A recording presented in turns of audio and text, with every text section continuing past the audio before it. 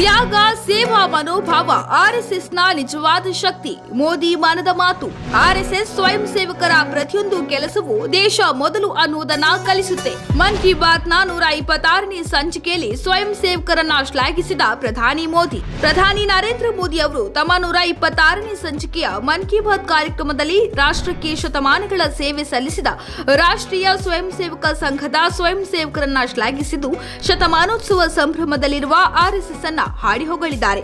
ತಮ್ಮ 126ನೇ ಮನ್ ಕಿ ಬಾತ್ ಕಾರ್ಯಕ್ರಮದಲ್ಲಿ ಮಾತನಾಡಿದ ಅವರು, ರಾಷ್ಟ್ರೀಯ ಸ್ವಯಂ ಸೇವಕ ಸಂಘದ 100ನೇ ವಾರ್ಷಿಕೋತ್ಸವವನ್ನ ಸ್ಮರಿಸಿ ಶಿಸ್ತು, ತ್ಯಾಗ ಮತ್ತು ರಾಷ್ಟ್ರ ಮೊದಲು ಎಂಬ ಮನೋಭಾವವನ್ನ ಬೆಳೆಸುವಲ್ಲಿ ಸಂಘಟನೆಯ ಪಾತ್ರವನ್ನ ಹೇಳಿದ್ದಾರೆ. ರಾಷ್ಟ್ರೀಯ ಸ್ವಯಂ ಸೇವಕ ಸಂಘವು 100 ವರ್ಷಗಳಿಗೂ ಹೆಚ್ಚು ಕಾಲ ರಾಷ್ಟ್ರೀಯ ಸೇವೆಯಲ್ಲಿ ಅವಿರತವಾಗಿ ಮತ್ತು ದಣಿವರಿವಿಲ್ಲದೆ ತೊಡಗಿಸಿಕೊಂಡಿದೆ.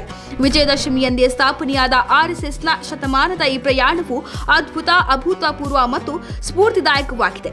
ದೇಶವು ಶತಮಾನಗಳಿಂದ ಗುಲಾಮಗಿರಿಯ ಸರಪಳಿಯಲ್ಲಿ ಬಂಧಿಸಲ್ಪಟ್ಟಿದ್ದ ಸಂದರ್ಭದಲ್ಲಿ 100 ವರ್ಷಗಳ ಹಿಂದೆ ಆರ್ಎಸ್ಎಸ್ ಸ್ಥಾಪನೆಯಾಯಿತು. ಆ ಸಮಯದಲ್ಲಿ ಶತಮಾನಗಳ ಗುಲಾಮಗಿರಿಯು ನಮ್ಮ ಸ್ವಾಭಿಮಾನ ಮತ್ತು ಆತ್ಮವಿಶ್ವಾಸವನ್ನ ತೀವ್ರವಾಗಿ ನೋಯಿಸಿತ್ತು.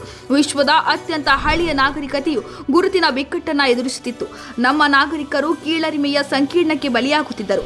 ಆ ಸಮಯದಲ್ಲಿಯೂ ಆರ್ಎಸ್ಎಸ್ ದೇಶವಾಸಿಗಳ ಬೆಂಬಲಕ್ಕೆ ನಿಂತು ಕೆಲಸ ಮಾಡಿತು ಎಂದು ಪ್ರಧಾನಿ ಮೋದಿ ರಾಷ್ಟ್ರೀಯ ಸ್ವಯಂ ಸೇವಕ ಸಂಘದ ಆರಂಭಿಕ ದಿನಗಳನ್ನು ನೆನಪಿಸಿಕೊಂಡಿದ್ದಾರೆ.